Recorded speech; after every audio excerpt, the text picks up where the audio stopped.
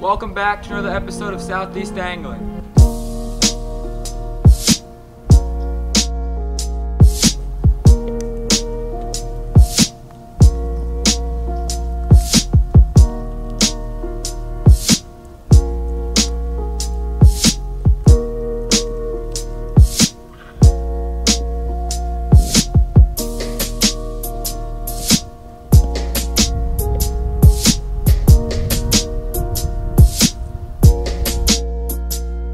What's going on, guys? Welcome back. I hope you're all having a good day. Today I'm going to be doing a review on my new fishing kayak. It is a Heritage Angler 12. I picked it up at Academy a couple weeks ago and I've taken it out a couple times, and so I'm going to do my own personal review on it. So pretty much I'm going to break up this video into like 3 parts. The first part I'm going to go over the overall specs of the video, and then I'm going to go into my personal experience and kind of the pros and cons I've learned over the past couple days or past couple weeks of using it. And then the third part I'm going to do for the video is show you guys my setup and then kind of the modifications I've already done to the kayak. And if you're new, make sure to hit that subscribe button, show us some support. It really helps us keep making these videos.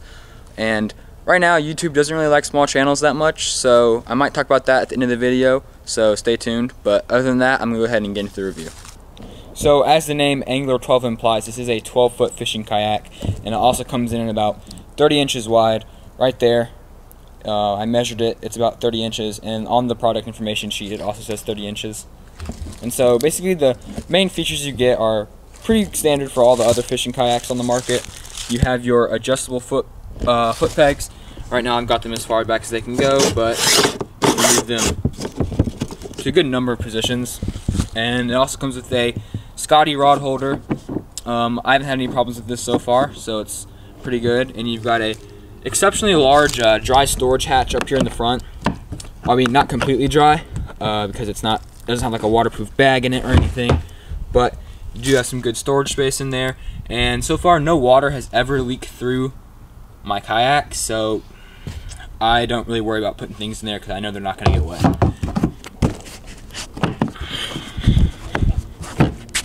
So as you move towards the very front of your kayak, you have a nice sturdy carrying handle that is bolted in. That's not going to come loose at all. And as we move over here, you have 2 more carrying handles, one on this side and one across there on the other side. And right now I have a stadium seat in here because I'm not going to lie, the stock seat it comes with is pretty crusty. I mean, it's basically just a piece of like padding. It sucks. So I would recommend getting like a stadium chair. Right now my whole seating setup's also kind of crusty, but hopefully I can get a nice kayak seat upgraded in here.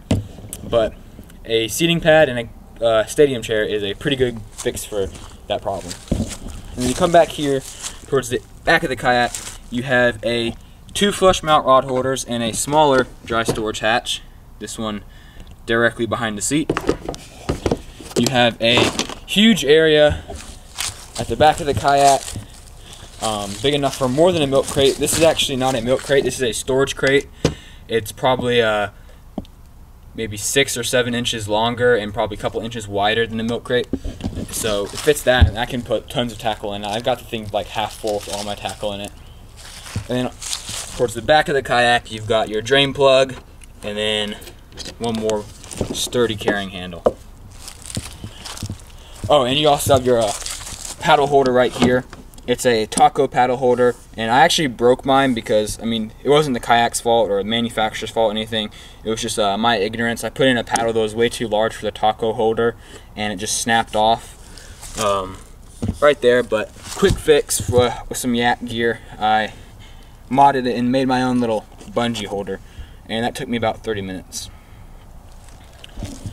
One of the major things I kind of like about this kayak is the large deck space. I mean, I know you're not supposed to stand in your kayaks on dry land, but you've got plenty of deck space. If you have good balance, plenty of standing room.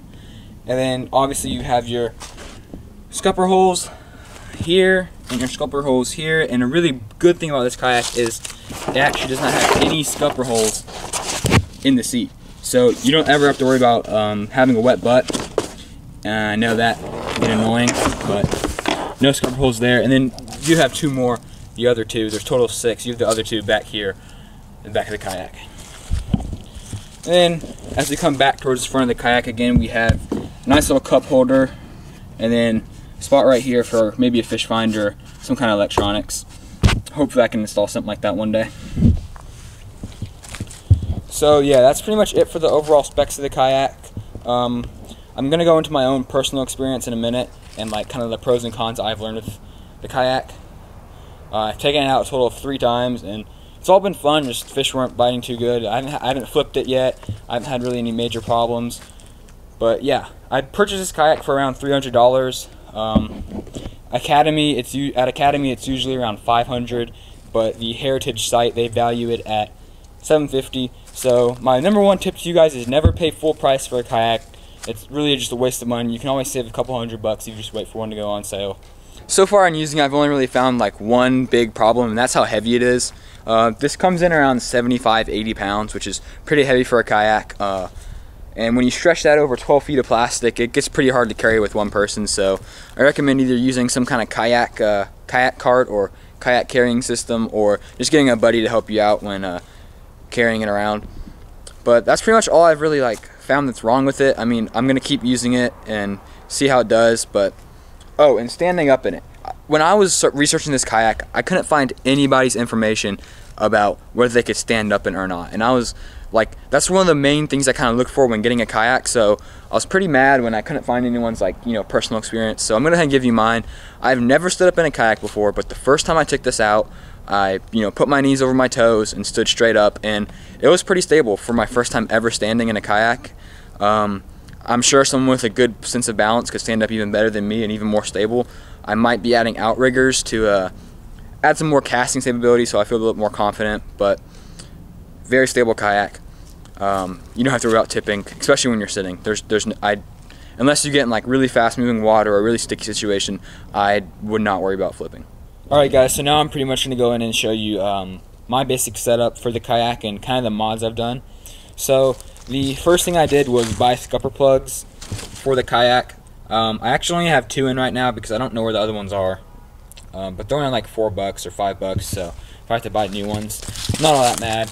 But one thing I did was to these scupper plugs is I trimmed them down a little bit. They came in at about this high, and I trimmed them down just so right here would be nice and flush and smooth if I wanted to stand up.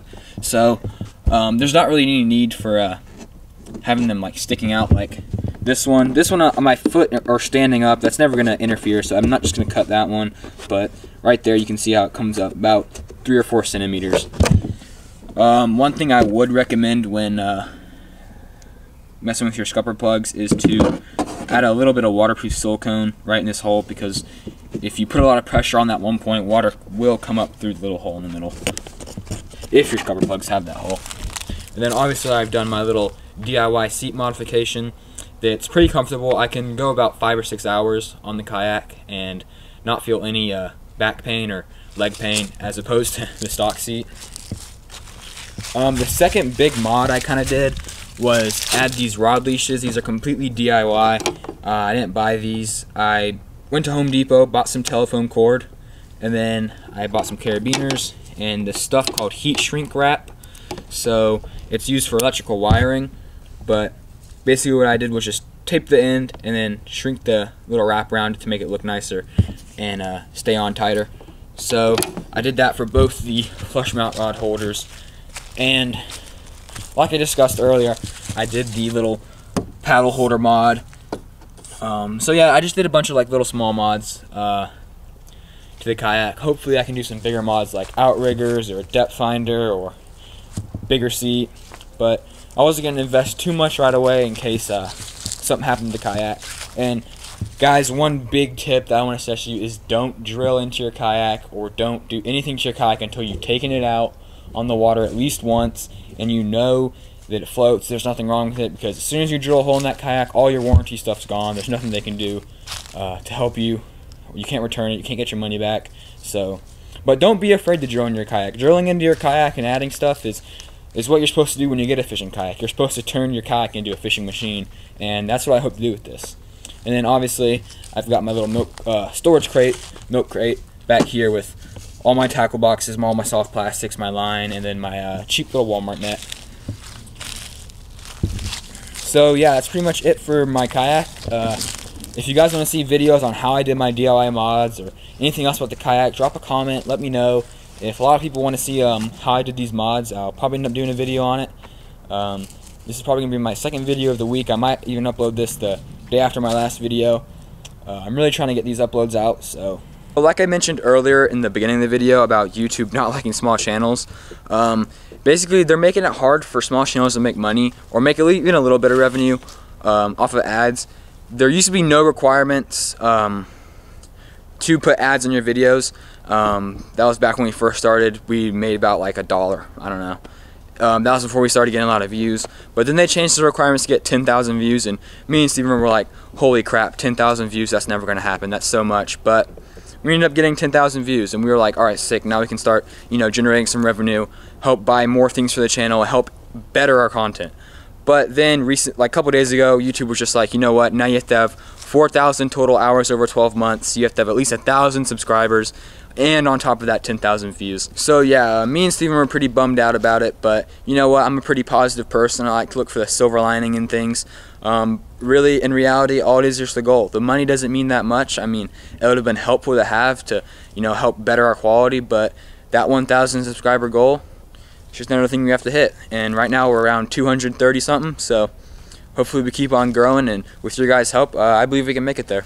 So yeah, if you guys enjoyed the video, make sure to leave a like, subscribe if you're new, and I'll see you next video.